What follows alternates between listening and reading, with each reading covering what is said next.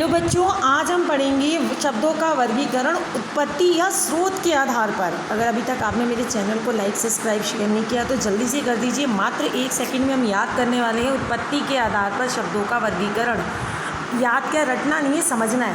पहले तो समझो उत्पत्ति के आधार पर जो शब्दों का वर्गीकरण है वो 4 प्रकार का है। पहला है तत्सम, तत् प्लस सम। तत् का मतलब उसके, सम मतलब समान, उसके समान जो है।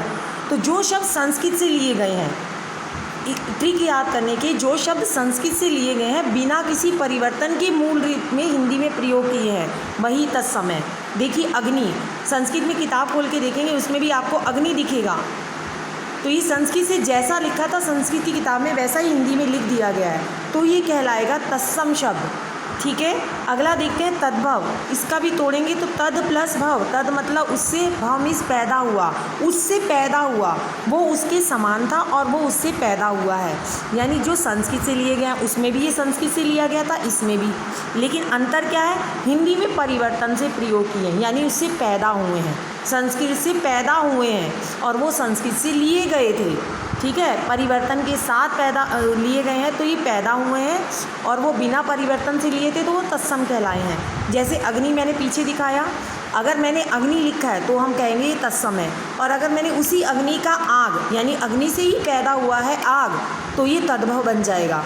सूर्य, सूर्य संस्कृत से लिया है तो तत्सम कहलाया, सेम लिखा हुआ है। अगर वही सूर्य अग्नि की जगह हम सूरज लिखते हैं तो सूरज सूर्य से पैदा हुआ है तो ये तद्भव बन जाएगा। ये आपकी याद करने की बहुत ईजी ट्रिक है। अगला आप देखिए, अगला पॉइंट आता है देशज। देशज मीन्स जो अपने देश से पैदा हो, देश मतलब भारत।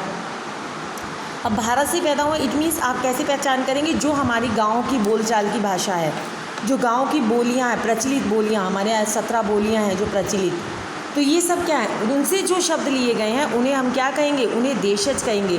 जैसे गांव में कहते हैं जूता, हम तो स्कूल में कहते हैं शूज़। जूता ये कहाँ से आया, गांव में आया। झुग्गी गांव में बनी होती है, जो लकड़ी का कूड़े करकट के ढेर से जो बचने के लिए बनाते हैं झोपड़ी टाइप की, उसको झुग्गी, झोपड़ी। ये सब शब्द क्या है, भारत की गाँव की जो भाषा है, यानी भारत की जो बोलियाँ हैं उससे लिए गए हैं, तो वो देशज हैं।